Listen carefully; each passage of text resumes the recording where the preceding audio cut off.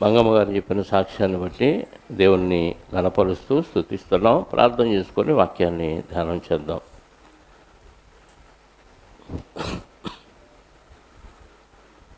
క్రీస్తు యేసు కంటే మమ్మల్ని అధికంగా హెచ్చుగా ప్రేమించిన మా పరలోకపు తండ్రి, క్రీస్తు యేసు ద్వారా మాకిచ్చిన పరిశుద్ధతను బట్టి మీకు స్తోత్రాలు.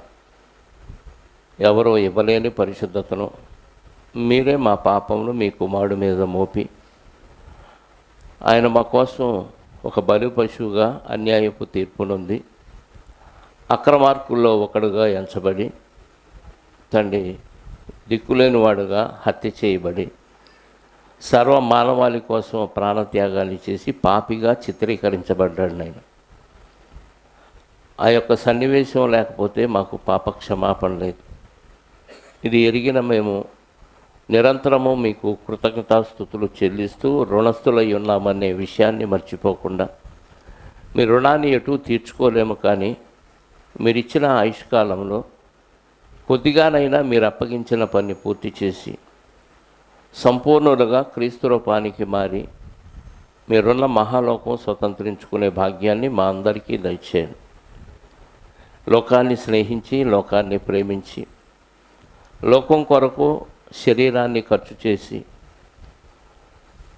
ఈ లోకాన్ని మేము తీసుకువెళ్ళలేము, కానీ చివరికి ఈ లోకం కొరకు ఖర్చు చేసిన శరీరాన్ని కూడా మేము పరలోకానికి చేర్చుకోలేని దుస్థితిలో మా బతుకులు ఉన్నప్పుడు, తండ్రి మమ్మల్ని కరుణించి ఈ దేహాన్ని మహిమా దేహముగా మలచి అద్భుతంగా మీరున్న మహాలోకం చేర్చుకోవటానికి ఎంతో గొప్ప ప్రణాళికను ఏర్పాటు చేసి మా పట్ల చూపిన మీ మహాకృపను బట్టి మీకు స్తోత్రాలు. భక్తులుగా, నీతివంతులుగా, మీ సన్నిధిలో యథార్థ వర్తనులుగా ఉంటూ మా భక్తిని కొనసాగించుకుంటూ సంపూర్ణ స్థితికి వెళ్ళే భాగ్యాన్ని మీ వాక్యం ద్వారా మాకు అనుగ్రహించండి. ఈరోజు మళ్ళీ కొన్ని మాటలు మేము ఆలోచించడానికి సిద్ధపడుతూ ఉండగా, మాలో ఉన్న ఆదరణకర్త అయిన పరిశుద్ధాత్మని సహాయాన్ని బోధిస్తున్న నాకును వింటున్న మీ పిల్లలకును ప్రసాదించండి. వినగలిగే చెవులు, గ్రహించగలిగే హృదయాన్ని మీ వాక్యాధారమైన క్రీస్తు నామములో మాకు అనుగ్రహించమని కోరుకుంటూ, మా రక్షకుడు నీ ప్రియ కుమారుడైన క్రీస్తు యేసు యొక్క స్వస్థత కలిగిన నామములో ప్రార్థించి అడిగి వేడుకొనిచున్నాను పరలోకపు తండ్రి, ఆమేన్. చేరువచ్చిన మీ అందరికీ ప్రభు అయిన క్రీస్తు నామములో నా శుభాలు, వందనాలు. మనం ఒక అంశాన్ని ఆలోచిస్తున్నాం. భక్తులలోని భక్తిహీనత మనకు పరలోక రాజ్యాన్ని ఇస్తుందా? ఎంతమంది వింటున్నారో, ఎంతమంది పెడచెవిని పెడుతున్నారో విన్న మీకే తెలుసు. పోయిన వారం మనం ఆపివేసిన ఒక అంశం, దేవుని కంటే సుఖానుభవమును ఎక్కువగా ప్రేమించువారు. దేవుని కంటే సుఖానుభవము. సుఖం దేనికి? శరీరానికి. సుఖం శరీరానికి.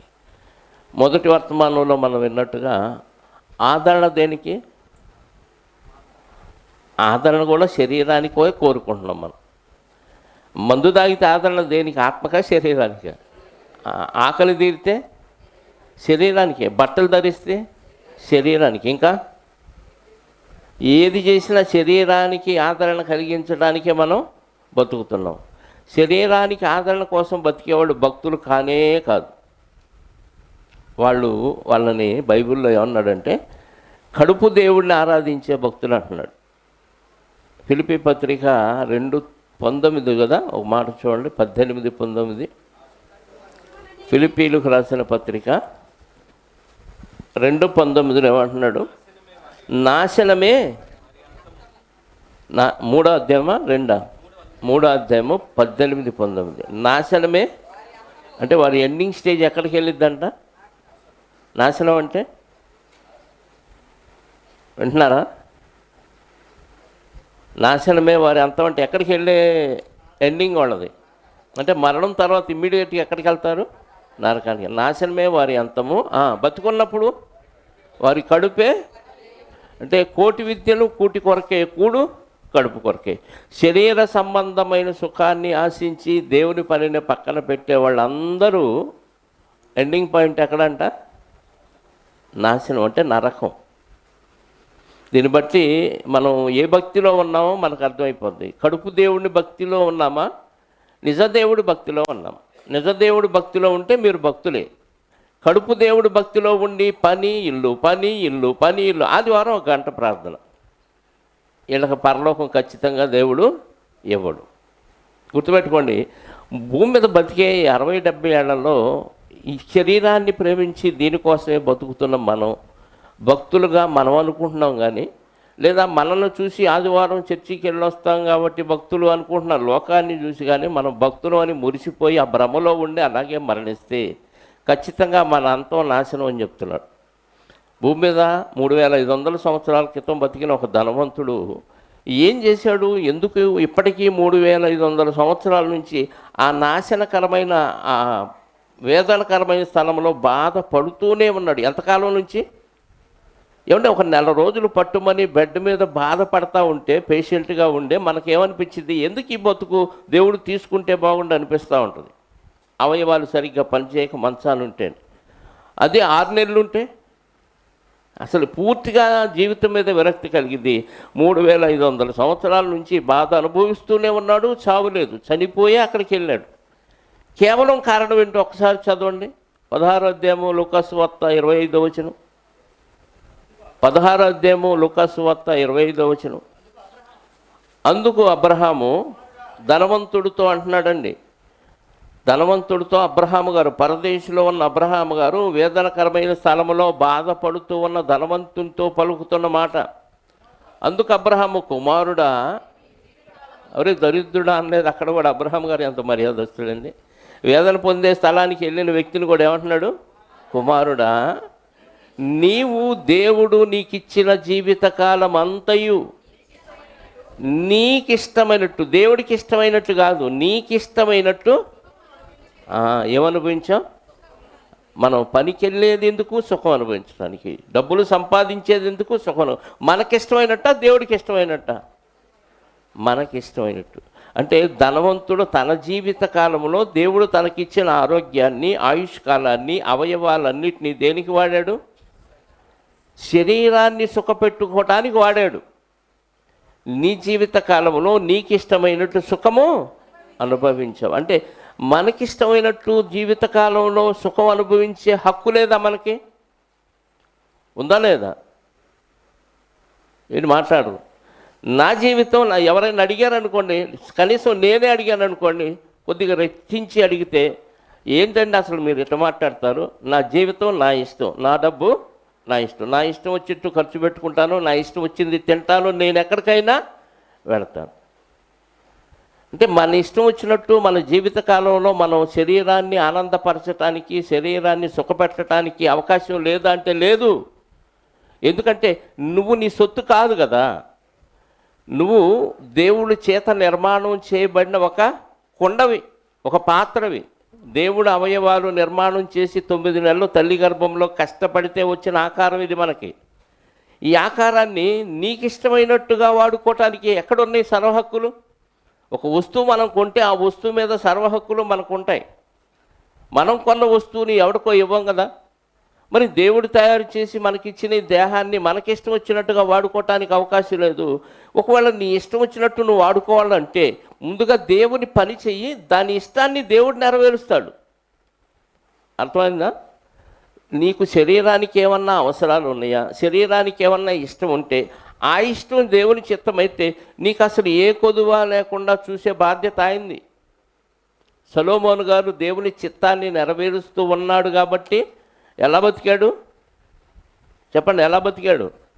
సర్వ సౌకర్యాలు, అలాంటి భక్తుడు, అలాంటి సుఖాలు అనుభవించిన భక్తుడు. మరి ఆయన అనలేదు సొలొమోను గారిని, నీ జీవితకాలం ముందు నీకు ఇష్టమైనట్టు సుఖం అనుభవించావు అనలేదు. అంటే సొలొమోను గారిని దేవుడు అలంకరించాడు, ఆయనకి ఇష్టమైన సుఖాలన్నీ ఇచ్చేశాడు. కానీ అన్ని లెక్కలోకి రాస్తాడు. ఈ ధనవంతుడు ఆ మాత్రం సొలొమోను గారిలాగా కూడా దేవుని చిత్తాన్ని నెరవేర్చలేదు. పూర్తిగా శరీరాన్ని సుఖపెట్టుకొని ఏం చేశాడు? జీవితకాలం అంతా సుఖం అనుభవించాడు. జీవితకాలం అంతా దేవుడిని పట్టించుకోకుండా, దేవుడి చిత్తాన్ని నెరవేర్చకుండా జీవించి స్వర్గ సుఖాలు శరీరానికి అనుభవింపజేసి దీన్ని విడిచిన మరుక్షణం ఆత్మ నిత్య వేదనకరమైన స్థలానికి వెళితే అక్కడ అగ్ని ఆరట్లేదు, బాధ తగ్గట్లేదు. అంటే శరీరాన్ని సుఖపెట్టి కడుపు దేవుడిని తృప్తిపరిచే ప్రతి వ్యక్తి అంత్యదినాన్ని ఎక్కడికి వెళ్ళిపోతాడు? ఆయన జీవితకాలంలో అంత్యదినాన వేదనకరమైన స్థలానికి వెళ్తాడు. కానీ భూమి మీద ఉన్నప్పుడు ఎలా అనిపించింది అంటే నేను భక్తుడినే, నేను భక్తురాలిని అనిపిస్తూ ఉంటుంది. ఎందుకంటే వేరే వాళ్ళతో పోల్చుకుంటాం మనం. మనకంటే తక్కువగా భక్తిలో ఉన్న వారితో పోల్చుకొని వాళ్ళకంటే నేను బెటర్ కాబట్టి నేను భక్తుడిని అనుకుంటాం. మన భక్తిని మనం చూస్తే మనకు భక్తులుగానే కనపడతాం. వాక్యంతో చూసుకుంటే అప్పుడు తేలిద్ది బండారం కదా. మనం ఆరోగ్యవంతులు అనుకుంటాం. ఆ స్కానింగ్ మిషన్ దగ్గరికి వెళ్ళి ఒకసారి అలా లోపలికి పంపించి బయటికి తీసుకొస్తే మొత్తం వస్తాయి జిరాక్స్ కాపీలన్నీ లోపలి. అప్పుడు ఎక్కడెక్కడ ఏ తేడా ఉందో మొత్తం వచ్చేస్తాయి. పైకి చూస్తే అందరూ ఆరోగ్యవంతులుగానే కనపడతారు. ఈ మధ్య ఎక్కువ మందికి షుగర్ వచ్చిందని వార్తలు వినపడుతున్నాయి. మరి ఇది డాక్టర్లు కావాలని చేస్తున్నారు మరి ఏమో అర్థం కావట్లేదు. కానీ చాలామంది సహోదరులు ఉన్నారు. మన కమల్ కుమార్ గారికి ఏదో విషయంలో టెస్ట్కి వెళ్తే నీకు షుగర్ వచ్చింది అంటున్నాడు. మొన్న ఈ అమ్మాయి పేరేది రూతు, రాజా చెప్పాడు. రూత్కి బ్లడ్ టెస్ట్ కోసం దేనికో వెళ్తే ఈ అమ్మాయికి కూడా షుగర్ వచ్చింది అన్నాడు. ఇప్పుడు మంగమ్మ గారికి షుగర్ వచ్చింది. అయితే ఈ ఎక్కువగా షుగర్లు వస్తున్నట్టుగా ఏమన్నా వీళ్ళు ల్యాబుల వాళ్ళకి మొత్తానికి ఆర్డర్ పాస్ చేసి ప్రతి వాళ్ళకి షుగర్ అటాక్ అయిందని చెప్పండి అని ఏమన్నా ఈ ముఠా ఉంది కదా, మెడికల్ మాఫియా, వాళ్ళు ఏమన్నా చేస్తున్నారా డౌట్ వస్తుంది. 10 ఏళ్ళ వాళ్ళకి 20 ఏళ్ళ వాళ్ళకి కూడా షుగర్ వచ్చేస్తుందని చెప్తున్నారు. ఈ శరీరాన్ని నమ్ముకొని దీన్ని సుఖపెట్టాలి అని అనుకుంటే సుఖపెట్టలేని సుఖరోగం వచ్చింది. అదే సుఖరోగం అంటే షుగరే. అర్థమైందా? అన్నీ ఉంటాయి. తీపి నీ కళ్ళ ముందే ఉంటుంది. ఇదిగో నేను చాలా రోజుల నుంచి ఈ సుఖరోగంతో బాధపడుతున్నాను. షుగర్ వ్యాధి కాదు, దగ్గు వలన ఏమైంది? పలహారం పెడుతున్నారు, లడ్లు పెడుతున్నారు, నోరూరిద్ది, తినలేము, తింటే గొంతు పోయిద్ది. అదే సుఖరోగం. సుఖపడాలనే ఆలోచన ఉంటుంది కానీ మనం దాన్ని అనుభవించలేము. అలాంటి రోగం దేవుడు పెట్టకముందే మనం ఏం చేయాలి? శరీరాన్ని సుఖపెట్టడం మాని దేవుడు చెప్పిన పనిని పూర్తి చేయాలి. దేవుని కంటే సుఖానుభవాన్ని ప్రేమించకూడదు. సుఖానుభవాన్ని ప్రేమించు, దేవుడు కావలసినంత నీకు ఇస్తాడు, సొలొమోను గారికి ఇచ్చినట్టు. కానీ దానికంటే ఎక్కువగా దేవుణ్ణి ప్రేమించాలి. అందుకే యేసుక్రీస్తు వారు పేతురు గారిని అడిగిన ప్రశ్నలు చూడండి ఒకసారి. యోహాను సువార్త 21వ అధ్యాయం 15వ వచనం నుండి. యోహాను సువార్త 21వ అధ్యాయము 15వ వచనం నుండి. వారు భోజనము చేసిన తరువాత యేసు సీమోను పేతురును చూచి, యోహాను కుమారుడైన సీమోను, వీరికంటే అంటే మిగతా శిష్యులందరికంటే నీవు నన్ను ఎక్కువగా ప్రేమించుతున్నావా? ఇప్పుడు ఇదే ప్రశ్న ఎవరికోళ్ళు అనుకోండి. మిగతా వాళ్ళందరికంటే మనం దేవుడిని ఎక్కువ ప్రేమిస్తున్నావా అనేసుకోండి ఒకసారి ఒకళ్ళకొళ్ళు, ఎవరితో వాళ్ళు. మిగతా సభ్యులందరికంటే నేను దేవుడిని ఎక్కువ ప్రేమిస్తున్నాను అని అనుకుంటే తక్కువ అనిపించిద్దా, ఎక్కువ అనిపించిద్దా? ఎక్కువే అనిపించింది. మనకు మనం సర్టిఫికేట్ ఇచ్చుకునేది మంచి మార్కులు వేసుకుంటాం కదా. ఈ మిగతా వాళ్ళందరికంటే నేను దేవుడిని ఎక్కువ ప్రేమిస్తున్నానా అని అనుకుంటే ఖచ్చితంగా మనకేమనిపించింది? ఎక్కువగా ప్రేమిస్తున్నాను అనిపించింది. అవును, అనిపించింది, బాగానే ఉంటుంది. ఆన్సర్ షీట్లో చూడండి ఏముందో. అయితే ప్రేమిస్తున్నావా అంటే అవును ప్రభు ప్రేమిస్తున్నా అన్నాడు. ఓకే, ప్రేమిస్తే ఏం చేయాలయ్యా అని అంటే, యేసు నా గొర్రె పిల్లలను ఇప్పుడు చెప్పండి. మిగతా వాళ్ళందరికంటే నేను దేవుడిని ఎక్కువగా ప్రేమిస్తున్నాను అని ఎవరికోళ్ళు అనుకుంటే ఏమనిపించింది చెప్పండి? ప్రేమిస్తున్నాను అనిపించిద్దా? అనిపించింది కదా, అనిపించింది.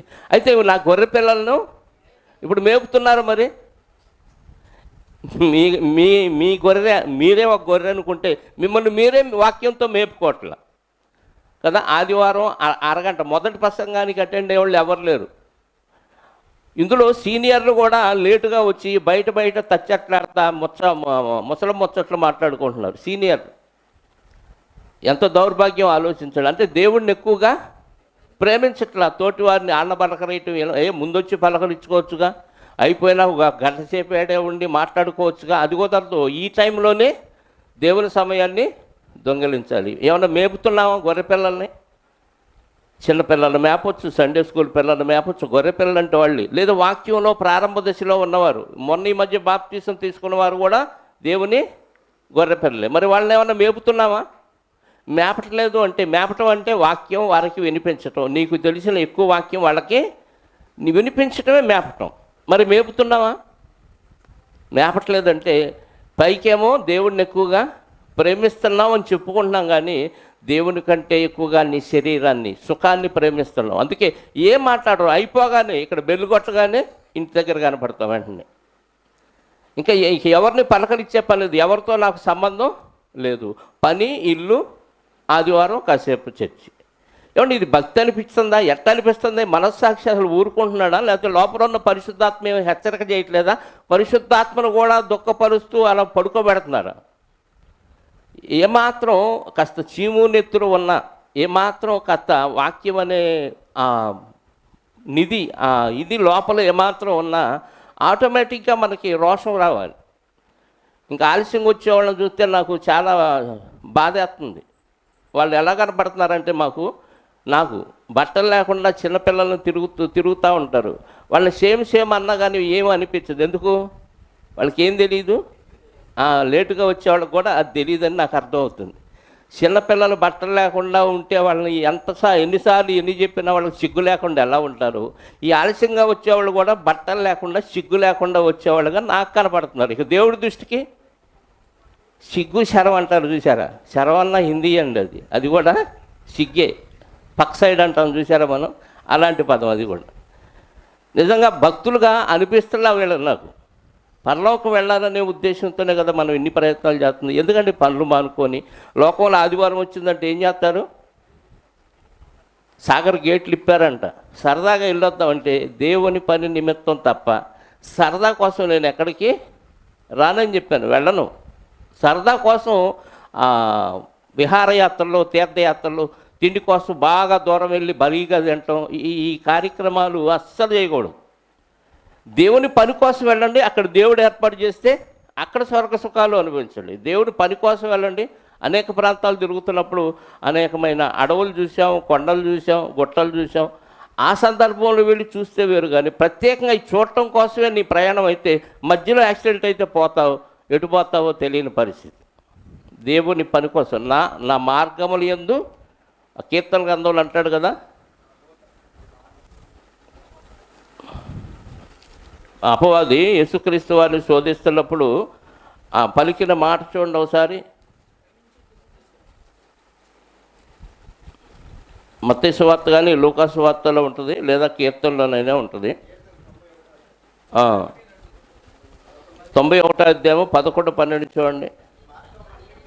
నీ మార్గములన్నిటిలో నిన్ను కాపాడుటకు ఆయన నిన్ను గూర్చి. నీ మార్గములన్నిటి దావీదు గారి మార్గాలు ఏవి? దేవుని మార్గాలు. దేవుని మాటలో, దేవుని బాటలో నడుస్తున్నాడు కాబట్టి ఆయన మార్గాలన్నిటిలో కాపాడటానికి దేవదూతల భద్రతా వ్యవస్థ ఉంటుంది. మనం సరదా కోసం వెళితే, నేత్రానందం కోసం వెళ్ళామనుకోండి, అప్పుడైతే దేవుని కాపుదల ఉండదు. నువ్వు ఎక్కడికి వెళ్ళినా, ఏం చేస్తున్నా దేవుని పని నిమిత్తం వెళ్ళు. నీ ప్రయాణం దేవుని పని. చాలామంది పిల్లల్ని చదివించడం కోసం పల్లెటూరు నుంచి టౌన్ వెళ్ళిపోయి అక్కడ ఇళ్ళు అద్దెకు తీసుకొని కాపురాలు ఉండి పిల్లల్ని చదివిస్తారు. అంటే ఇక్కడ నివాసం, సొంత ఇల్లు ఉన్నా, సొంత భూములు ఉన్నా పట్టణానికి ఎందుకు వెళ్ళారు? కేవలం పిల్లల చదువుల కోసం. అలాగే ఇక్కడ పిల్లల చదువు కోసం కాదు, తీర్థయాత్రల కోసం కాదు, ఇంకా వేరే కారణాలను బట్టి మనం ఎక్కడికి వెళ్ళకు. మనకి ఎక్కడికి వెళ్ళినా నీ మాట, నీ పాట, నీ ప్రవర్తన, నీ నడక, నీ ప్రయాణం అన్నీ దేవుని పని కోసం ఉండాలి. అప్పుడు దేవుడిని ఎక్కువగా ప్రేమించినట్టు. దేవుని కంటే శరీరాన్ని ప్రేమించామనుకో, శరీరం కోసం మంచి బిర్యానీ ఉంది పలానా ప్రాంతానికి వెళ్దామంటే లగెత్తుకొని వెళ్ళిపోతారు, పని వదిలిపెట్టి వెళ్ళిపోతారు. మంచి సందర్భం ఉంది, మంచి పార్క్ ఉంది, అక్కడ హ్యాపీగా ఆడుకోవచ్చు, లేదా పలానా సీన్లు ఉన్నాయి, సీనరేజ్లు ఉన్నాయి, అక్కడ చూద్దాం సైట్లని అనగానే వెళ్ళిపోతాం.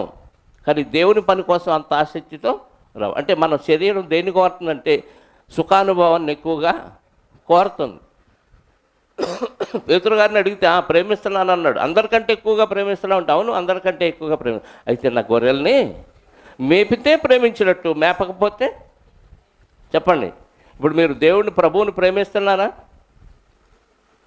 ఉచ్చానా అనండి అంటారు కదా, ఏది ఒప్పుకోరా?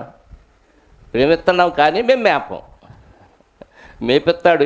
ఏం మేపెత్తాడు తెలుసా? అన్ని బొగ్గులే, మాడిపోయిన బొగ్గులు, మండుతున్న బొగ్గులు మేపెత్తాడు. ఆకలి తీరటానికి అదే, దాహం తీరటానికి అదే, కష్టాలు పంచుకోవటానికి అవి.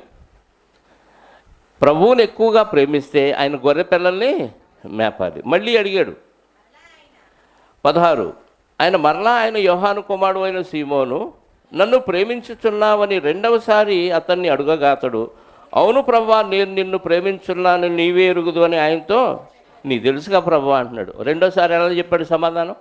మొదటిసారి ఏమో ప్రేమిస్తున్నావంటే ప్రేమిస్తానన్నాడు. రెండోసారి అడిగితే అని తెలియదా ఏంటి అన్నాడు. ఓకే, నాకు తెలుసు. అయితే ఏమన్నాడు?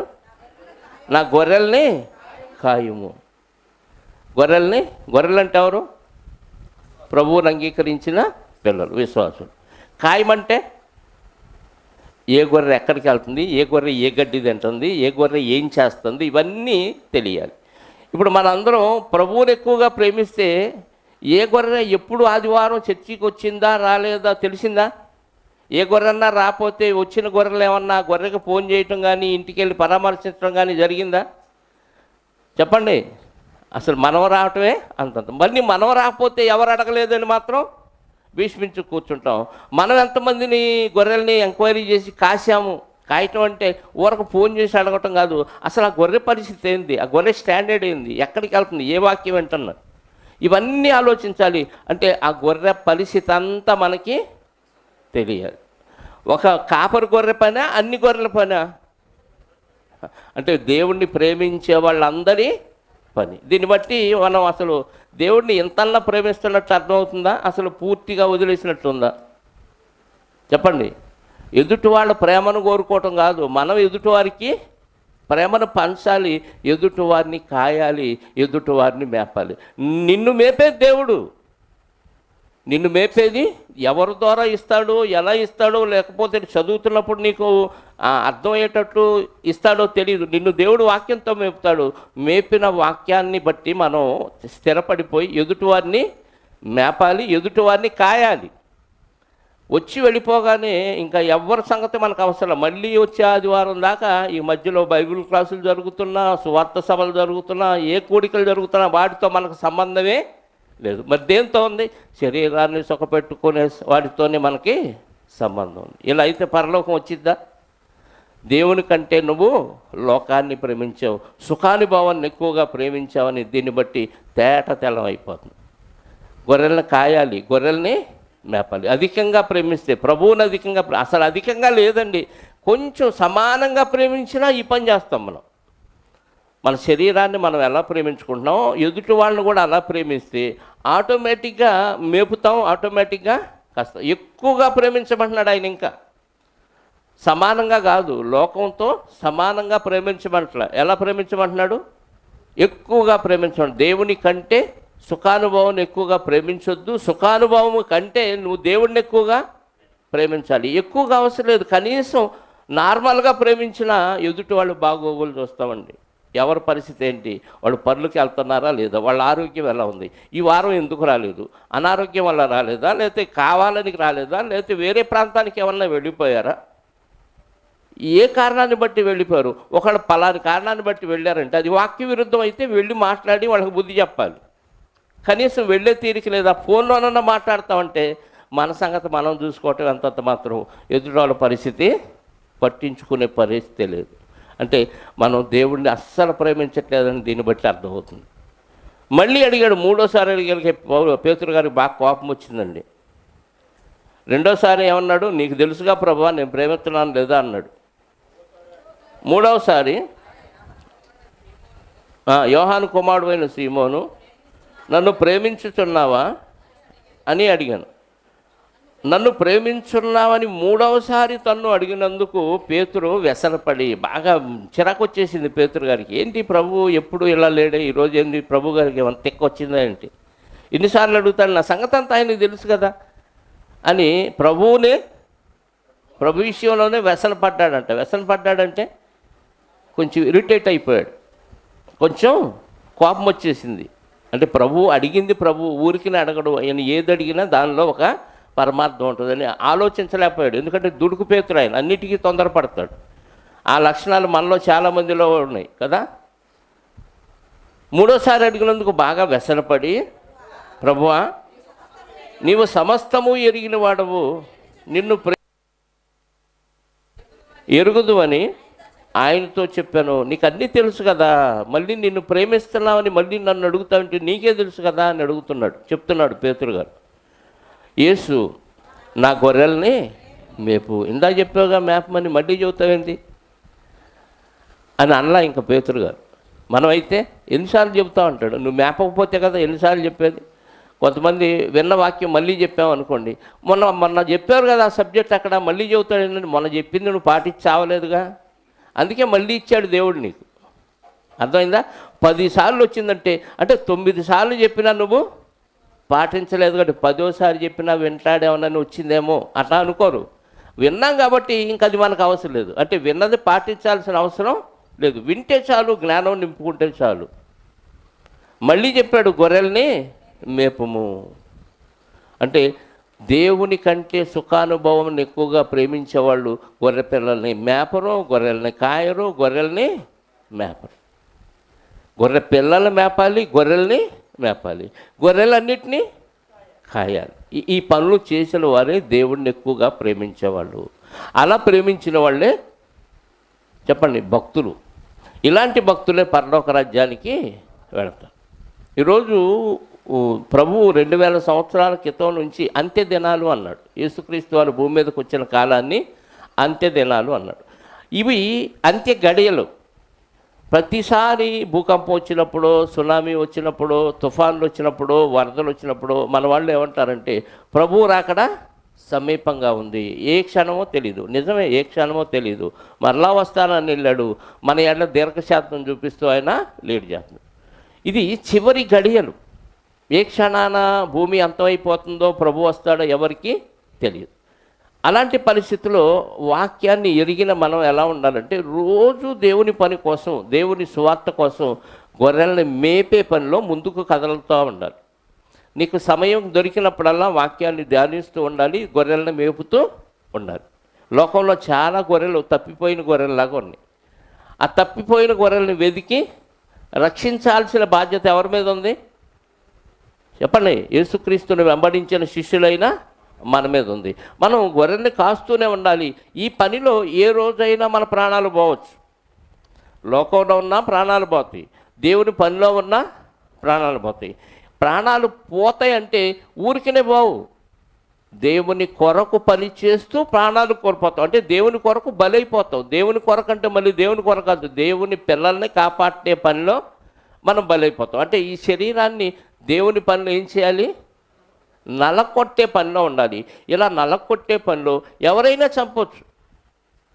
లేదా మనం శరీరాన్ని నలకొట్టి దీనికి సరైన జాగ్రత్తలు తీసుకోకపోవటం వలన ఈ బాహ్య పురుషుడు కృషించిపోయి ఏ క్షణానైనా మరణించవచ్చు. దీని ఆరోగ్యం చూసేది దేవుడు.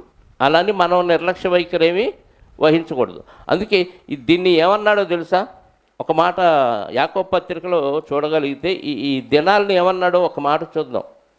5వ అధ్యాయము 5వ వచనం.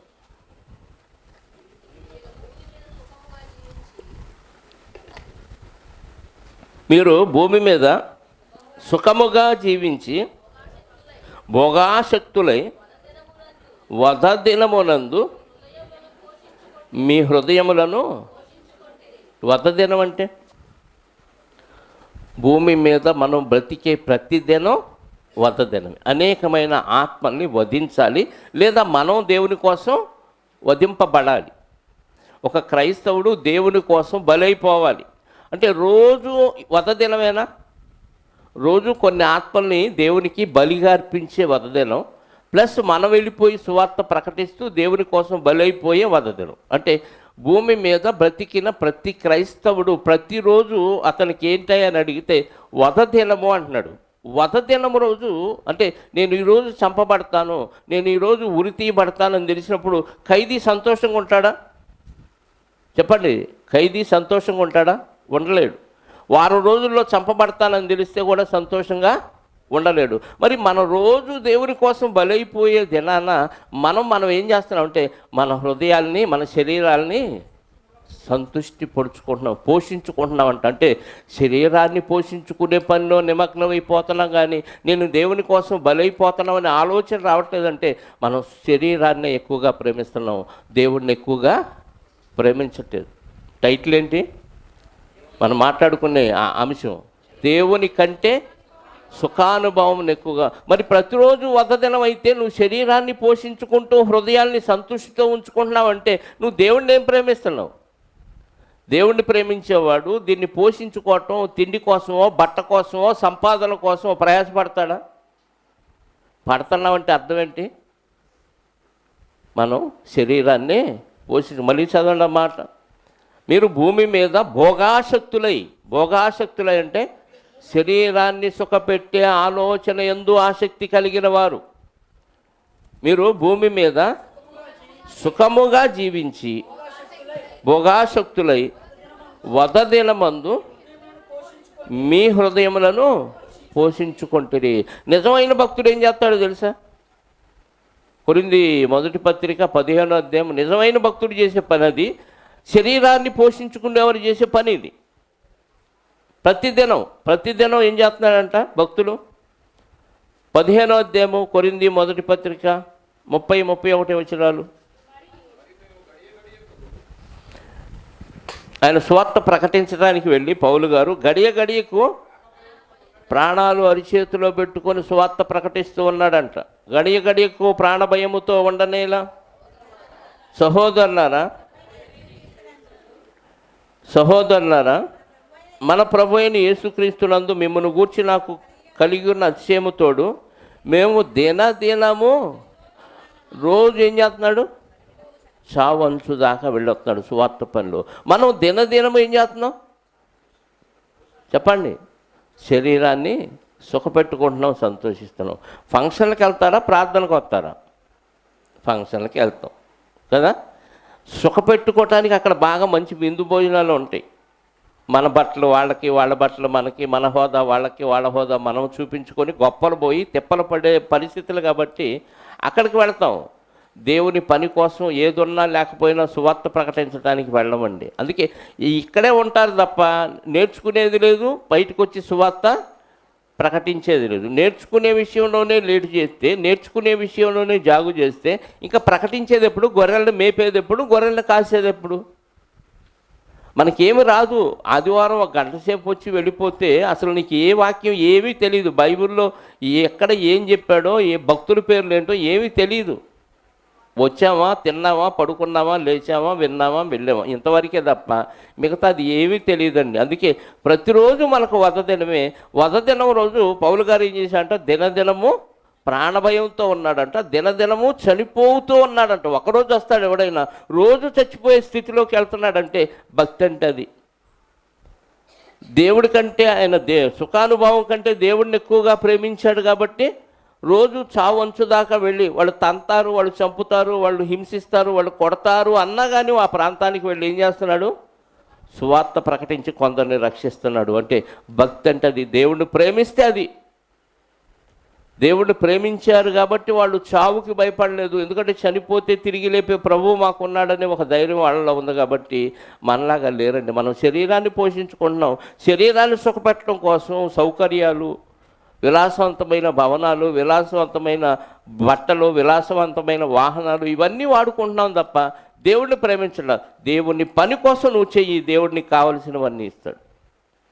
శరీరాన్ని లెక్క చేయకూడదు, ఆరోగ్యాన్ని లెక్క చేయకూడదు. ఇది 60-70 ఏళ్ళు ఉండే జీవితం. ఇది కురుపులతో ఉన్నా, అనారోగ్యంతో ఉన్నా, ఎలా ఉన్నా వెళ్ళగలిగే స్థితి నీకున్నప్పుడు వెళ్ళు. నీ పరిధిలో ఉన్న వారికి సువార్తను ప్రకటించాలి. అది దేవుణ్ణి ప్రేమించటం అంటే. కానీ మనం శరీరాన్నే ప్రేమించుకుంటున్నాం. అందుకే పేతురు గారిని ప్రేమిస్తున్నావా? వీళ్ళందరికంటే ఎక్కువగా ప్రేమిస్తున్నావు. అవును ప్రేమిస్తున్నా అన్నాడు. అయితే గొర్రె పిల్లలను మేపన్నాడు. మనం ప్రేమిస్తున్నాం అంటాం, మేపం. గొర్రెలను కాయ అన్నాడు, మనం ఖాయం. అంటే ప్రేమిస్తున్నట్టేనా లెక్క? ఈ లెక్కలో మీ పేపర్ మీరు దిద్దుకోవచ్చు, ఎవరి పేపర్ వాళ్ళు దిద్దుకోవచ్చు. మనం భక్తులమా భక్తిహీనం అనేది మనకు అర్థమవుతుంది. మనం ఏం చేయట్లేదే దేవుడి కోసం అనే చింత ఏమాత్రం ఎవరిలో కనపడలేదండి.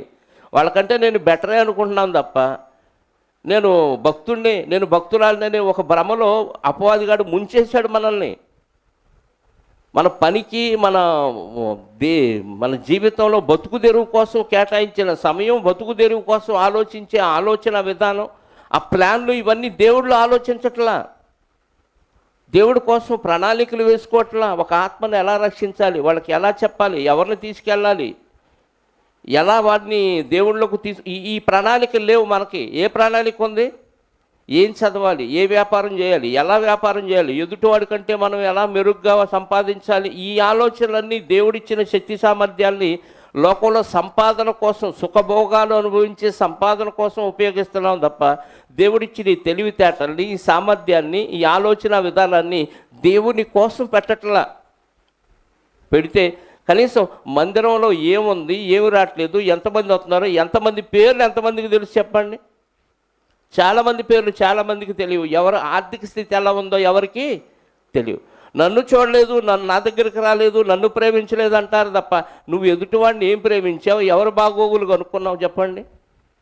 అందరి విషయాలు తెలుసా మనకి? ఎవరి స్థితి ఎలా ఉందో తెలుసా? ఎవరి ఆరోగ్యం ఎలా ఉందో తెలుసా? ఎవరి ఆర్థిక స్థితి ఎలా ఉందో తెలుసా? ఏమి తెలియదు. తెలియకుండా మనమేమనుకుంటాం? బావిలో కప్పలాగా అలాగే ఉండిపోయి ఇదే ప్రపంచం అనుకొని ఆ బావి లెవెల్లోనే ఆలోచిస్తున్నాం. ప్రపంచం ఇంకా చాలా ఉందని కప్పకి తెలియనట్టుగా ఈరోజు మనకు కూడా అర్థం కావట్లేదు. ఎవరి పరిస్థితి ఎలా ఉందో అర్థం అవ్వాలంటే కాస్త సమయాన్ని కేటాయించి దేవుని పిల్లల గురించి ఆలోచించాలి. అప్పుడు వాళ్ళని మేపుతాం, అప్పుడు వాళ్ళని కాస్తాం. కాసే బాధ్యత కాపరిది ఒక్కడిది అనుకుంటే చాలా పొరపాటు. ప్రతి ఒక్కరూ కాపరులే, ప్రతి ఒక్కరూ అధ్యక్షులే, ప్రతి ఒక్కరూ బోధకులే, ప్రతి ఒక్కరూ నాయకులే, ప్రతి ఒక్కరూ సువార్థికులే, ప్రతి ఒక్కరూ అధ్యక్షులే. ఇవి అందరి బాధ్యతలు. కానీ ఏ ఒక్కరికో దాన్ని ఆపాదించేసి ప్రతి సంఘంలో చూస్తున్నాం కదా, సంఘానికి ఒక కాపరే కనపడతాడు, ఇంకా మిగతా ఎవ్వరూ ఆ బాధ్యతలు వాళ్ళు ఎవరు ముందు అసలు ఇక్కడ ఇచ్చినా తీసుకునే పరిస్థితి కనపడట్లేదు.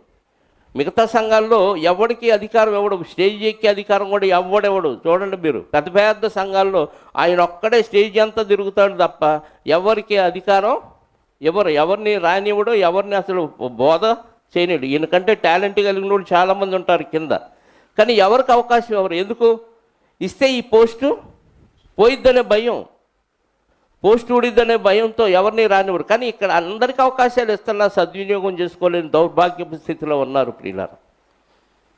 మనం గొర్రెలను మేపాలి, గొర్రెలను కాయాలి. ఎప్పుడు ఈ మైండ్ సెట్ మనకు వచ్చిందంటే దేవుణ్ణి సుఖానుభవాన్ని తక్కువగా ప్రేమించి దేవుణ్ణి ఎక్కువగా ప్రేమించాలి. అందుకే దినదినము మేము చనిపోతున్నాము. ఎందుకంత బాధ? ఆయనకు ఆస్తి ఉందండి, మంచి పండితుడండి, ఎక్కడికి వెళ్ళినా మంచి ఉద్యోగం ఇస్తారండి ఆయనకి. అసలు అవసరమైతే ఆయనకి సన్హెడ్రిన్ సభ అని ఒక 70 మందితో కూడిన ఒక పెద్ద కోర్టు ఉంటుంది అక్కడ యూదులకి. ఆ కోర్టులో మెంబర్షిప్ ఉంటుంది ఈయనకి కావాలంటే.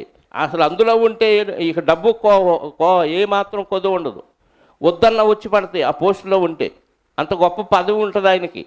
ఆస్తి ఉంది పౌలు గారికి, పదవులు ఉన్నాయి, చదువు ఉంది, ఇన్నున్న అవన్నీ మొత్తం వదిలేసి ఎందుకు దరిద్రులాగా అలా రోడ్లు ఎమ్మటి, సముద్రాలు ఎమ్మటి, అడవుల్లోనూ ఎడారిలోనూ అలా తిరుగుతూనే ఉన్నాడు. తంతే తన్నించుకుంటున్నాడు, మళ్ళీ వస్తున్నాడు, మళ్ళీ సువార్త ప్రకటిస్తున్నాడు. అంటే ఎదుటివాని ఆత్మ నరకానికి పోతుందంటే ఎంత బాధ ఉందో ఆయనకి మనకు అర్థం అవ్వాలి ప్రియులారు. మన ఇంట్లో వాళ్ళు, మన చుట్టుపక్కల వాళ్ళు నరకానికి వెళ్ళిపోతున్నారనే చింత మనకు ఏమాత్రం కనపట్ల. ఎందుకంటే దేవుని ప్రేమ మనకు అర్థమైతే ఆ బాధ మనకి అర్థమైంది. మన భర్త, భార్య, పిల్లలు వీళ్ళు నరకానికి వెళ్ళే స్థితిలో వాళ్ళు కనపడుతున్నప్పుడు, వాళ్ళు వాక్యంలో లేనప్పుడు వాళ్ళ గురించిన చింత ఏమన్నా ఉంటుందా? లేదు. అంటే అర్థం ఏంటో తెలుసా? మనకు దేవుడు అంటే ఏమాత్రం భయం, భక్తి లేదు, అసలు ప్రేమే లేదు. ఈ జీవితాన్ని దేవుడిచ్చాడు, చస్తే బతికించేది దేవుడు అన్న విషయం మనకి ఏమాత్రం మైండ్లో ఉన్నా దేవుడి కంటే దేన్ని ఎక్కువగా ప్రేమించు. చావు తర్వాత నీతో ఎవరన్నా వస్తారా? భర్త వచ్చిద్దా, భార్య వచ్చిద్దా, నువ్వు కట్టుకున్న ఇల్లు వచ్చిద్దా, నువ్వు కొన్న వాహనాలు వస్తాయా, నువ్వు కొన్న బంగారం ఏమొచ్చింది చెప్పండి? మీతో రావాలి. దేవదూతలు వచ్చి నిన్ను సురక్షితమైన ప్రదేశానికి చేర్చాలంటే ఖచ్చితంగా ఆ దేవదూతలు ఇచ్చే దేవుడిని వదిలిపెట్టకూడదు. ఆయన చెప్పిన పని వినాలి. ఎంత ఉందండి బతుకు? మహా ఉంటే సగం జీవితం అయిపోయింది. మిగతా సగం జీవితం ఎంతకాలం ఉంటుందో తెలియదు. ఈ రోజు ఉంటుంది, రేపు పోద్ది. ఈ మధ్య కుక్కలు ఎక్కువ అయిపోయినాయి. ఒకడు చూశాను యూట్యూబ్లో, కుక్కలు చుట్టుముట్టి కరుతుంటే కుక్కలను కర్రతో కొడుతుంటే పక్కన ఇంకోడు వచ్చి వీడిని కొడుతున్నాడు. అంటే కుక్కలు వాడిని కరుస్తున్నా వాడికి బాధ లేదు, కానీ కుక్కలను వీడు కొడుతున్నందుకు వాడికి బాధ. అసలు వాడిని ఏమన్నాలో అర్థం కావట్లేదు. వాడు వచ్చి కాపాడుతాడేమో అనుకుంటే వాడు వచ్చి కుక్కలను కొట్టేవాడిని కొడుతున్నాడు. కుక్కలను ఎందుకు రా అమాయక జీవులు, నోరు లేని జీవులను కొడుతున్నావు అని ఆడు ఫీల్ అవుతున్నాడు. అంటే అసలు మైండ్ సెట్ వాడికి ఎలా ఉందో నాకు అర్థం కావట్లేదు.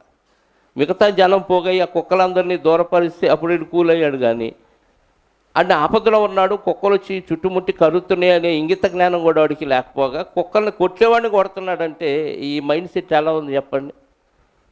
ఏదో ఒక రోజు మనం కూడా పరిస్థితి అలా అయిపోతే పరిస్థితి ఏంటి? కుక్కలతో చచ్చిపోయే వాళ్ళ శాతం పెరిగిపోతుంది రోజు రోజు. యూట్యూబ్లో కొట్టండి, ఎన్ని వస్తున్నాయో సీసీ కెమెరాలో రికార్డ్ అయిపోయినాయి. మందలుగా కోరుతున్నాయి, ఎగబడి పీకేసి మనుషుల్ని భయంకరంగా కింద పడేసి కొరికేస్తాను. ఏ రోజు చావు వచ్చిందో తెలియని పరిస్థితిలో మనం ఉంటే ఉన్న కొద్ది రోజులైనా భక్తిని కొనసాగిస్తూ సంపూర్ణ స్థితిలోనికి మనం వెళ్ళాలండి. ఈరోజు మన పరిస్థితి ఎలా ఉందంటే, ప్రకటన గ్రంథంలో ఉంటుందిగా 3వ అధ్యాయము, సార్దీసులోని సంఘపు దూతకి ఎలాగ రాయమని. ఆ సంఘపు దూతలో చెప్తున్నాడు, ఎలా ఉన్నామో చూడండి ఒకసారి. సార్దీసులో ఉన్న సంఘపు దూతకు ఇలాగూ రాయము, 7 నక్షత్రములను దేవుడి 7 ఆత్మలో కలుగు అనగా నీ క్రియలను నేను ఎరుగుదును. అవి ఏమనగా, ఇప్పుడు సంఘమేనా? సంఘం గురించేనా? సంఘం గురించి యేసుక్రీస్తు వారు చెప్తున్నాడు. సంఘంలో చాలామంది ఎలా ఉందంటే బతికున్నామనే పేరు మాత్రం ఉంది, కానీ నువ్వు చచ్చి నరకానికి పోయే జాబితాలో ఉన్నావు అంటున్నాడు. అంటే సంఘం ఎలా ఉందంటే పైకేమో భక్తుల్లాగా కనపడుతున్నావు, కానీ ఒక్కసారి మరణించిన మరుక్షణం మృతుడుగా కనపడుతున్నాడు. అంటే నరకానికి వెళ్ళే జాబితాలో కనపడుతున్నాడు దేవుని దృష్టిలో. దేవుని స్కానింగ్తో మనం చూసినప్పుడు ఎలా కనపడుతున్నామంట? జనాభా లెక్కలో ఓటర్ కార్డు ఉంది, రేషన్ కార్డు ఉంది, ఆధార్ కార్డు ఉంది, డ్వాక్రా కార్డు ఉంది, ఇంకేం కార్డు, క్రెడిట్ కార్డు ఉంది, ఎన్ని కార్డులు ఉన్నాయి, కానీ పరలోకానికి వెళ్ళే కార్డు లేదు. మరి ఏ కార్డు ఉంది? నరకానికి వెళ్ళే కార్డు ఉంది, ఈ కార్డులన్నిటితో పాటు. ఎందుకంటే మనం ఏం చేస్తున్నామంట? చదవండి కింద మాట, నీ క్రియను దేవుని ఎదుట. అంటే క్రియలు ఎలా ఉండాలి అంటే కంప్లీట్గా ఉండాలి క్రియలు. మరి మన ఎలా ఉన్నాయి? 5%, 10%, 2%? సంపూర్ణమైనవిగా కనపడట్లేదు. సంఘమే సార్దీసులో ఉన్న సంఘపు దూతకు రాయమన్నా అంటే సంఘంలో భక్తులే ఉంటారు. భక్తుల క్రియలు సంపూర్ణంగా లేవా? ఏమంటే మీ గుండెల మీద చేసుకొని చెప్పండి, నా క్రియలు సంపూర్ణంగా ఉన్నాయి, కనీసం సగం క్రియలన్నా నేను చేస్తున్నాను అని అనిపిస్తుందా? మనకి అనిపించట్లా. ఎందుకంటే తేలిపోతుందిగా, గొర్రెలను మేపట్లేదు, గొర్రెలను కాయట్లేదు అనే దాంట్లోనే మన క్రియలు సరిగ్గా లేవని అర్థమవుతున్నాయి. అసలు మందిరానికి వచ్చే విషయంలోనే మన క్రియలు ఫెయిల్, డిఫెక్ట్. లేటుగా వచ్చావంటే నీకు నువ్వు దేవుని పని చేస్తున్నప్పుడు వేసే మార్కుల్లో మైనస్లు అవుతాయి తెలుసా? దాన్ని దోషము అంటాడు దేవుడు. అంటే ఇంగ్లీష్లో డిఫెక్ట్ అంటే ఫాల్ట్. అంటే పరిపూర్ణమైన ఒక ఆకారం కలిగిన దాంట్లో కొంచెం తరిగిందనుకో, దాన్ని ఏమంటాం? లోపం అంటాం. నువ్వు భక్తి కొనసాగిస్తూ మంచి క్రియలు చేస్తూ చేస్తూ ఒకసారో 2 సార్లు లేటుగా వచ్చావనుకోండి, అదేమైంది? అక్కడ ఆ భక్తిలో లోపం అయిపోద్ది, అంటే తరుగు అయిపోద్ది. మరి సంపూర్ణంలో తరుగు వస్తూ ఉంటే ఒకరోజు సంపూర్ణం ఏం మిగలదు, తరిగే సంపూర్ణం అయిపోద్ది. ఇప్పటి వరకు మన బతుకు అదే. ఏ రోజు సరిగ్గా సమయానికి వచ్చి జిహ్వాఫలాన్ని దేవుడి కోసం అర్పించిన పాపాన బాలేదు. ఉదయం ఆరాధన సమయం మనమే పెట్టుకున్నాం, దేవుడు పెట్టలా. మనం పెట్టుకున్న సమయంలో మనం రాలేకపోతున్నాం. అంటే నువ్వు దేన్ని ప్రేమించావు కాబట్టి లేట్ అవుతుంది. దేవుణ్ణి ప్రేమిస్తే ఏం చేస్తావు?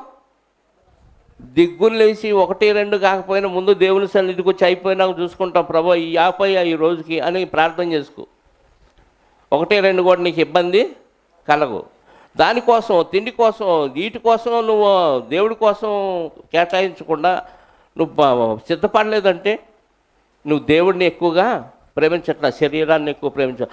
ఆదివారం కూడా పొద్దున్నే లెగవాలా? ఆదివారమే లెగవాలి పొద్దున్నే. మిగతా రోజుల్లో లేకపోయినా దేవుడు బతికిస్తాడు నేను. మిగతా రోజుల్లో పనికి వెళ్ళకపోయినా దేవుడు పోషిస్తాడు. కోటాను కోట్ల జీవరాశులు పోషిస్తాడు దేవుడు. నిన్ను పోషించడా?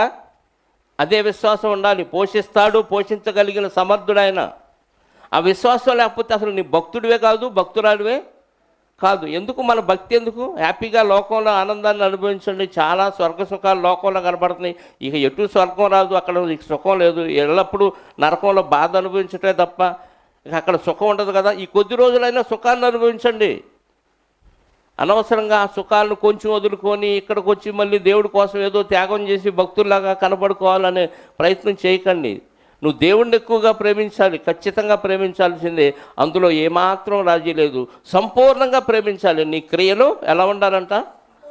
సంపూర్ణమైనవిగా నాకు కనపడలేదు అంటే సంపూర్ణమైన క్రియలు కనపడకపోతే చచ్చిన శవానివేనా?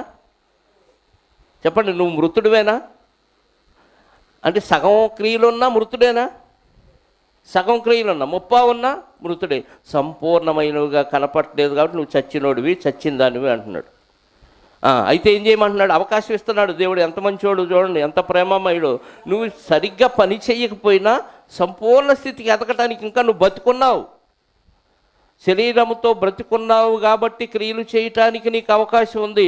పోతే క్రియలు చేసే అవకాశం కోల్పోతావు. కాబట్టి బతికున్నప్పుడే నీ శరీర అవయవాల్ని దేవుని కొరకు ఉపయోగించు. మారు మనసు పొందు అంటున్నాడు. నీ క్రియలు నా దేవుని ఎదుట సంపూర్ణమైనవిగా కనబడలేదు కనుక జాగరూకుడవై, అంటే జాగ్రత్త అంటున్నాడు. జాగరూకుడవై చావనై ఉన్న మిగిలిన వాటిని, అంటే నీ శరీర అవయవాలు ఎక్కడికి వెళ్ళిపోతున్నాయి? అంటే శరీరం కొంచెం కొంచెం కొంచెం కొంచెం ఏమైపోతుంది? చచ్చిపోతూ ఉంది. శరీరం ఏమవుతుంది? క్షీణించిపోతుంది, నరకానికి దగ్గరగా వెళ్ళిపోతుంది.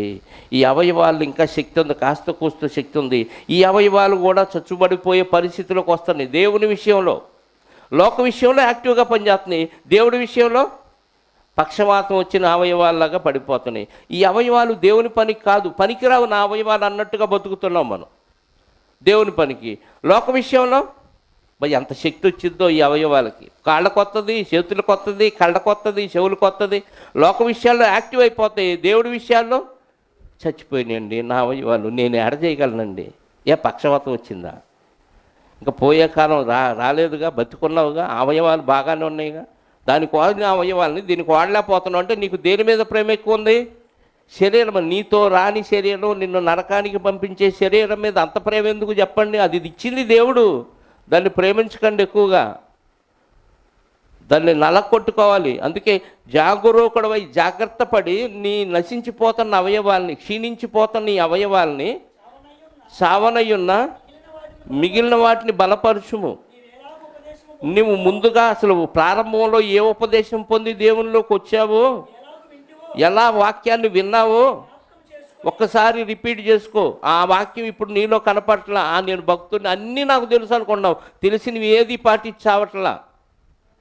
తెలిస్తే ఉపయోగం లేదు. మాత్రలు అన్ని పేర్లు తెలుసు, మందులు ఏ మందుకు ఏ రోగానికి వాడాలో తెలుసు, కానీ వాడితే కదా నీ రోగం తగ్గేది. మందులన్నీ నా దగ్గర ఉన్నాయి, అన్ని పేర్లు తెలుసు, ఏ మందు దేనికి వాడాలో నాకు తెలుసు. వాడితే తగ్గిద్దా? అన్నీ తెలిస్తే తగ్గిద్దా? జ్ఞానం ఎంత తెలిసినా ప్రయోజనం లేదు. ఆ జ్ఞానం నీ శరీరానికి ఉపయోగించి ఆ జ్ఞానానుసారంగా శరీరాన్ని, సావనయున్న నీ శరీర అవయవాలను ఏం చేయమంటున్నాడు? జాగ్రత్త పడి బలపరచు. వాటికి బూస్టి ఈ వాక్యంతో లేపో. దేవుని పని కోసం ఉజ్జీవింపజేయ. నీ శరీరాన్ని నిలబెట్టు. దేవుడి కోసం ఎందుకు పనిచేయదు? శ్రమలు వస్తాయా? కొద్ది కాలం వస్తాయి, కొద్ది రోజులు వస్తాయి. అసలు ఆ శ్రమల్ని పౌలు గారు ఏమన్నాడో తెలుసా? చులకన శ్రమ. చులకన సింపుల్ ఆ శ్రమ. మనమేమో శ్రమల్లో ఏమవుతాం? కుంగిపోతాం. అమ్మో నేను కష్టాల్లో ఉన్నా, నేను బాధలు ఉన్నా, అలాగే పోతాం. వస్తూ ఉంటాయి, పోతూ ఉంటాయి. మనుషులకు రాక కష్టాలు ఎవరికి వస్తాయి చెప్పండి? ఎవరున్నా ఎవరు లేకపోయినా, ఏది ఉన్నా ఏది లేకపోయినా నీ కష్టాలు కామను. కష్టాలు వస్తాయి అని దేవుళ్ళలోకి రావాలి. ఆశీర్వాదాలు వస్తాయి, దీవెనలు వస్తాయి, దేవుడు నాకు అది ఇస్తాడు ఇది ఇస్తాడనే ఉద్దేశంతో రాకండి. పరలోకం ఇస్తాడనే ఉద్దేశంతోనే దేవుడి దగ్గరికి రండి.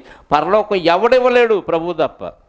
అది గుర్తుపెట్టుకుంటే దానికోసం ఇక్కడ ఎన్ని కష్టాలు శ్రమలు వచ్చినా ఈజీగా దాన్ని తీసి అవతల పడేస్తావు. చిటికలో దాన్ని శ్రమ ఇది నాకు లెక్కలో లేదంటాం. కొరింథీ 2వ పత్రిక 4వ అధ్యాయం, కొరింథీలకు రాసిన 2వ పత్రిక 16, 17, 18 వచనాలు చదవండి ప్రియులారా. పౌలు గారికి ఏమి లేదంట, అసలు అధైర్యమే లేదంట. అంటే ఏమాత్రం భయం లేదు. మా బాహ్య పురుషుడు అంటే శరీరం పౌలు గారిది ఏమవుతుంది అంటే సరిగా దానికి సరైన సౌకర్యాలు లేవు, సరైన తిండి లేదు, సరైన వస్త్రం లేదు, సరైన నిద్ర లేదు.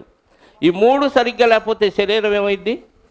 మనం ఎంత గుర్రు పెట్టి నిద్రపోతాం. ఉదయం దేవుని కోసం లేచి ప్రజల గురించి సంఘం గురించి ప్రార్థన చేసి అంత తీరిక కూడా మనకి లేదు. చురుకైన మెలకు మనకు లేదు. ఎందుకని రాత్రి బరీగా తిని మధ్యరాత్రి దాకా సెల్ ఫోన్ చూసి పడుకుంటే ఉదయం ఎందుకు లేచింది ఆ దరిద్రపు శరీరం? అలాగే పోయామనుకో ఆ రాత్రి తెల్లారగట్ట మేము వస్తాం, పెట్టిదేస్తాం, పాడేస్తాం. కానీ ఆత్మ ఎక్కడికి వెళ్ళిద్దో తెలుసా? రాత్రి అంతా అంత బరీగా తిని ఫోన్లు చూస్తా నిద్రపోకపోతే ఉదయాన్ని లేచి సంఘం గురించి ఏమైనా బాధ్యత ఉంటే ప్రార్థన చేస్తావా? చేస్తావు. చేయట్లేదంటే నీ శరీరాన్ని బాగా సుఖపెడుతున్నావు. సుఖపెట్టి ఆదపరిచి పగలంతా సొంత పని మీద తిరిగావు, సాయంత్రానికి వచ్చావు, అన్నీ చూసుకొని మళ్ళీ లెక్కలన్నీ చూసుకొని ఆలోచించుకొని ఆ ఫోన్లో మళ్ళీ కొంచెం ఎంటర్టైన్మెంట్లు చూసుకొని హ్యాపీగా నిద్రపోతావు. అందుకే ఉదయాన లేవలు. మాకు ఆ ఫోన్ లేదుగా, అందుకని మేము రావట్లేదని కొంతమంది.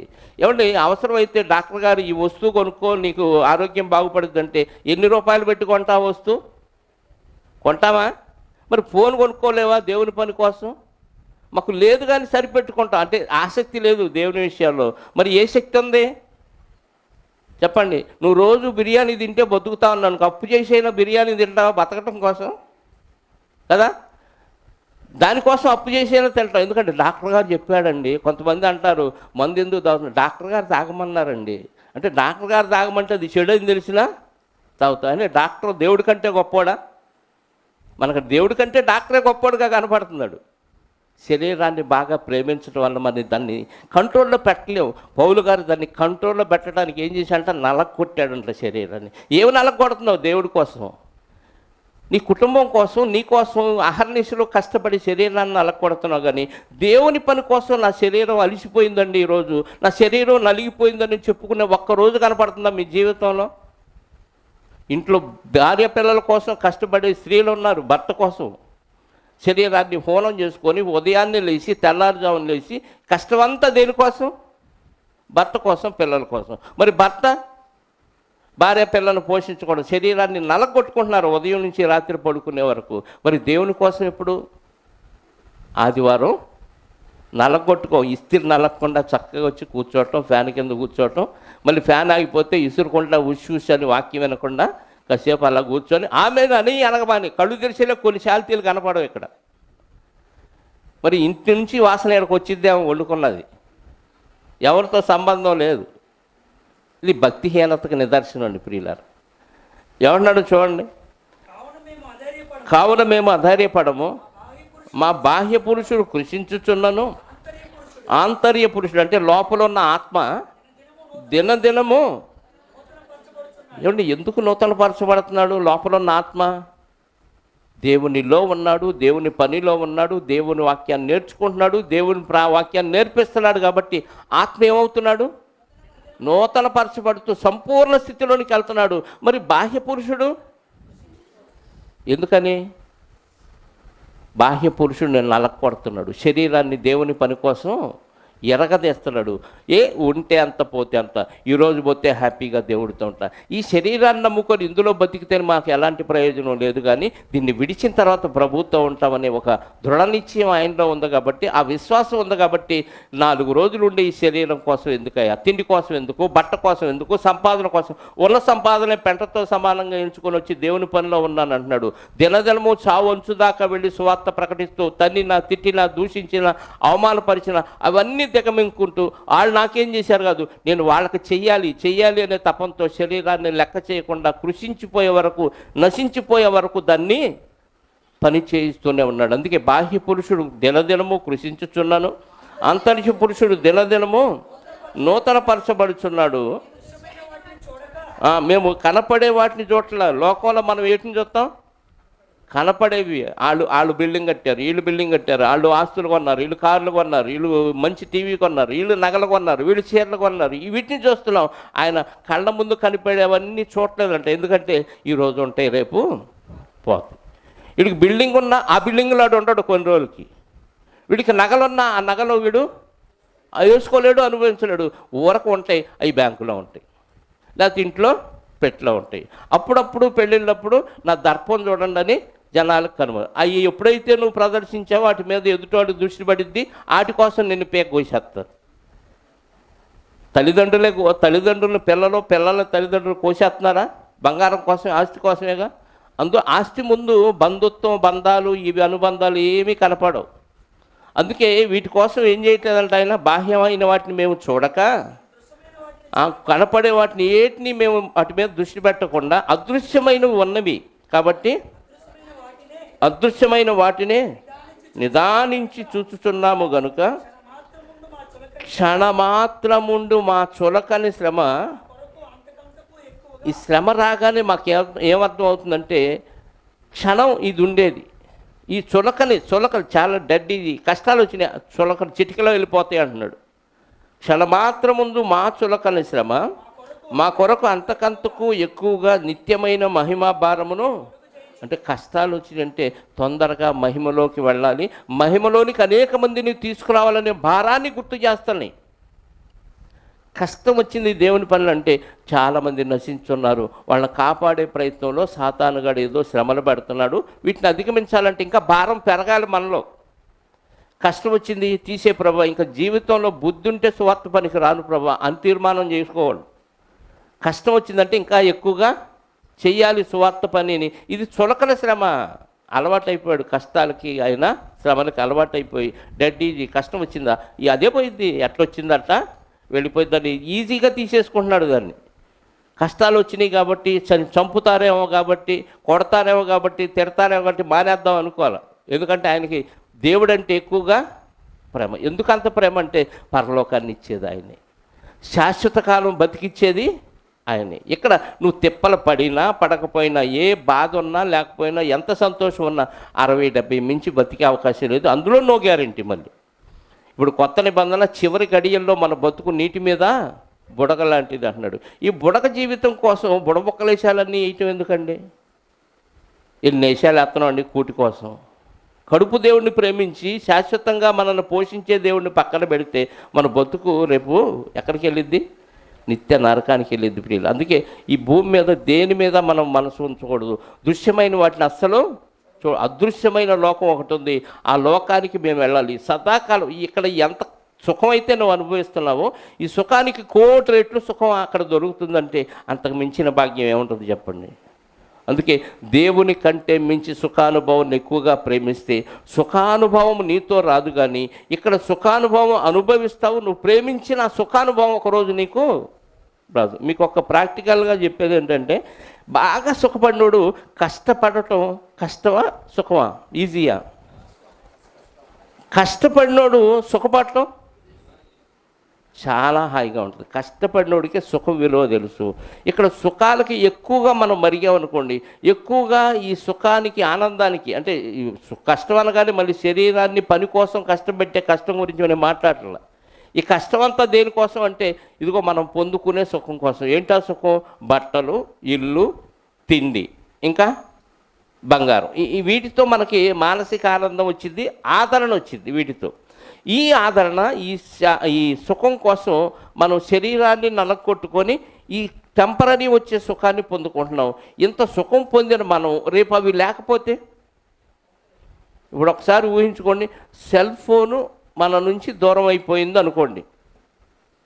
దానికి ఎంత అడిక్ట్ అయిపోయామంటే పడుకొని నిద్ర కళ్ళు మూతబడే వరకు అదే ఉంటుంది, ఉదయాన్నే కళ్ళు తెరిచిన తర్వాత అదే ఉంటుంది. అది లేకపోతే జీవితం లేదు అనే స్థితిలోనికి చాలామంది వెళ్ళిపోయారు. అది దూరం అయిపోతే నీ పరిస్థితి ఎలా ఉంటుంది? చిన్నపిల్లలకు చూసారా, సెల్ ఫోన్ అలవాటు చేస్తే అది లాగేసుకుంటే మెంటల్ వచ్చి హాస్పిటల్లో చేర్చితే వాళ్ళు కకావికలం అయిపోతున్నారు, గిలగిల్లాడిపోతున్నారు. కాళ్ళు చేతులు కొట్టుకుంటున్నారు, హిస్టీరియా పేషెంట్ లాగా విలవిల్లాడిపోతున్నారు. ఎందుకంటే కొద్ది కాలం మహా అయితే 2-3 ఏళ్ళు 4 ఏళ్ళు అలవాటైన సెల్ ఫోను వాళ్ళకి దూరం చేస్తేనే పిల్లలు ఇలా అయిపోతే, 10-20 ఏళ్ళు మనం సెల్ ఫోన్కి అలవాటు అయిపోయిన దూరం అయిపోతే మన పరిస్థితి ఎలా ఉంటుంది? దీంతో పోల్చుకుంటే ఈ సుఖానికి అలవాటు పడిన ఈ దేహాన్ని రేపు నరకంలోకి పంపించాడు అనుకోండి, ఈ సుఖాలు ఒక్కసారిగా అన్నీ ఎగిరిపోయి ఒక్కసారి నరకంలో అన్ని కష్టాలే వస్తే, కొద్దో గొప్ప కష్టాలు అనిపించినోడికి కొంచెం తక్కువ అనిపించిద్దేమో కానీ నరకంలో, సుఖాలు అనిపించినోడికి నరకంలో బాధ ఎలా ఉంటుందో తెలుసా? చెప్పండి. రోజు యూనిఫామ్ బెడ్ల మీద పడుకునేవాడికి నులక మంచం ఎత్తే ఎలా ఉంటుంది? నిద్ర పట్టదు కదా. నులక మంచం పడుకునేవాడికి నేల మీద ఎత్తే కొంచెం అసౌకర్యం. అసలు నేల మీద పడుకునేవాడికి యూనిఫామ్ బెడ్ మీద వేస్తే అసలు ఆడ ఆనందం కాదు. అలాంటి స్థితి ఈ లోకంలో.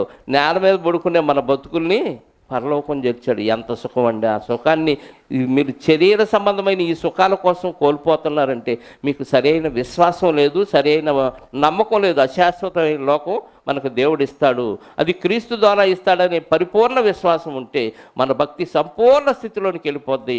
అప్పుడు మనం శరీర సంబంధమైన ఏ సుఖాన్ని ఎక్కువగా ప్రేమించం, దేవుణ్ణి తప్ప మరి దేన్ని ప్రేమించం.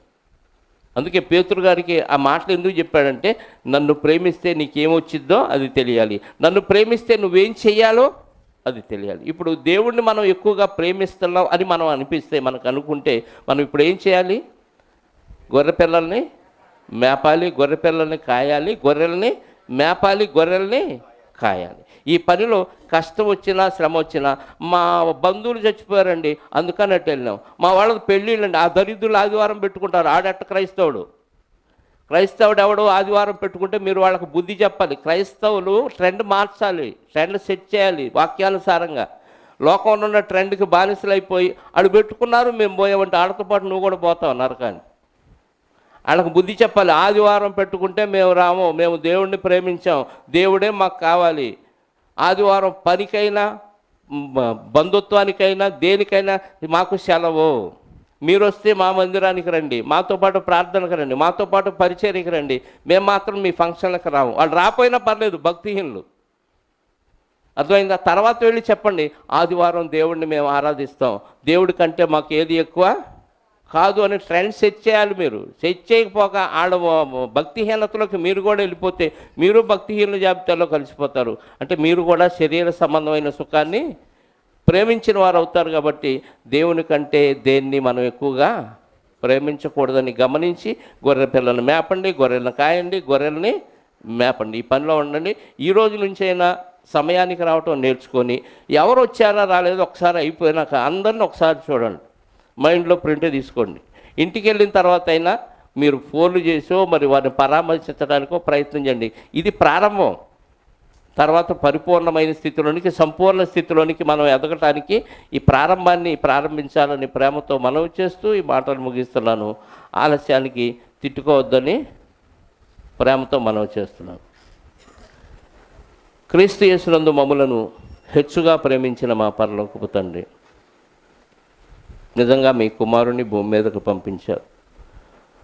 ఆయన బతికిన 33.5 సంవత్సరాలు ఏమాత్రం శరీరాన్ని ప్రేమించక, శరీర సుఖాలకు ఆయన బానిస కాకుండా, శరీరాన్ని లెక్క చేయకుండా, ఆ శరీరాన్ని మా అందరి కోసం నలకొట్టుకొని, మా అందరి కోసం ఆయన ఒక బలి పశువుగా సమర్పించబడి మీ సన్నిధిలో మా అందరి కోసం ప్రాయశ్చిత్తము చేసి మమ్మల్ని పరిశుద్ధులుగా తీర్చిన మీ ప్రేమను బట్టి స్తోత్రాలు. ఇది మాకు అర్థమైతే తండ్రి, మీకంటే ఎక్కువగా మేము దేన్ని ప్రేమించమయ్యా. ఈ లోకంలో దేన్ని ప్రేమించినా అది మాతో రాదు, మాతో ఉండదు. ఒకళ్ళు ప్రేమిస్తే క్రీస్తులో ప్రేమించాలి, కానీ లోక సంబంధమైన ప్రేమ పనికిరాదు అని, దాంతో మేము స్నేహం చేస్తే ఈ లోకము లోక ఆశలు గతించిపోతాయి, కానీ దేవుని చిత్తాన్ని నెరవేర్చే మేము మాత్రమే మీ పరలోకంలో ఉండటానికి మాకు అర్హతనిచ్చినందుకు మీకు స్తోత్రాలు. ఇదిగో నాయన, ఇప్పటి వరకు అద్భుతమైన మాటలు మీ ఆత్మ సహాయంతో మాకు అందించారు. మా మనోనేత్రాలు వెలిగించి మా ఆత్మలకు ఆదరణ కలిగించమని కోరుకుంటూ వచ్చిన బిడ్డలందరిని బట్టి స్తోత్రాలు. ఇదిగో నాయన, మీ పిల్లలైన ప్రతి ఒక్కరికి ఎంతో మరి ఆదరణను వాక్యం ద్వారా అనుగ్రహించండి. వచ్చిన బిడ్డలందరినీ సురక్షితంగా వారి కుటుంబాలకు చేర్చండి. ఇదిగో నాయన, వచ్చిన పిల్లల్లో ఎవరెవరికి ఎలాంటి అవసరాలు ఉన్నాయో మీకు తెలుసు. అది అనారోగ్యం కానీ, ఆర్థిక సమస్య కానీ, మానసిక బలహీనత, రుగ్మతలకు కానీ, డాక్టర్లకు అర్థం కాని వ్యాధి కానీ ఏదైనా ఉంటే మీ చిత్తమైతే వారికి స్వస్థతనిచ్చి, వారికి వాక్యముతో ఆదరణనిచ్చి, శాంతిని సమాధానాన్ని మీ పిల్లలందరికీ అనుగ్రహించండి. మేమంతా నరకానికి పోకుండా పరలోకం రావాలన్నదే మీ చిత్తం కనుక మీ చిత్తానుసారంగా మా మనసులను మార్చుకొని, మా ప్రవర్తనను సరిచేసుకొని మీ సన్నిధిలో ముందుకు సాగే మహాభాగ్యాన్ని మా అందరికీ అనుగ్రహించండి. వచ్చిన బిడ్డలు ఎవరు నరకానికి జారిపోకుండా వాక్యాన్ని వారి హృదయంలో చేర్చుకొని వాక్యానుసారంగా వారి జీవితాలను మలుచుకునే ధన్యతను ప్రతి బిడ్డకు అనుగ్రహించమని కోరుకుంటూ, జరగవలసిన కార్యక్రమాలన్నింటినీ మీ చేతులకు అప్పగించుకుంటూ, ఇదిగోనైనా పవను, సోని వారు నూతనంగా కొనుక్కున్న ఒక వాహనాన్ని తండ్రి మరి మీ పరిచర్య కోసం ఉపయోగించడానికి సహాయాన్ని దయచేయండి. మార్గ మధ్యంలో మీ కాపుదలను వారికి అనుగ్రహించి వాహనం మన్నికగా పనిచేసి ఎలాంటి ఇబ్బంది పెట్టకుండా ఉండటానికి, దానికి చేసిన అప్పు కూడా త్వరగా తీరటానికి మీ చిత్తమైతే సహాయాన్ని అనుగ్రహించమని కోరుకుంటూ, మా రక్షకుడు నీ ప్రియకుమారుడైన క్రీస్తు యేసు యొక్క కృతజ్ఞత కలిగిన నామములో ప్రార్థించి అడిగి వేడుకొనుచున్నాను పరలోకపు తండ్రి, ఆమేన్. మనందరి కన్న తండ్రి అయిన దేవుని ప్రేమ, ఆయన ఏక కుమారుడైన యేసుక్రీస్తు వారి కృప, మా అందరి ఆదరణకర్త అయిన పరిశుద్ధాత్ముని అన్యోన్య సహవాసము ఇప్పుడు ఎల్లప్పుడూ సకల పరిశుద్ధులకు సదాకాలము తోడయుండి నడిపించునుగాక. ఆమేన్. అందరికీ యేసుక్రీస్తు నామంలో వందనాలు. ప్రేమతో ఒకరికొకరు వందనాలు చెప్పుకోండి.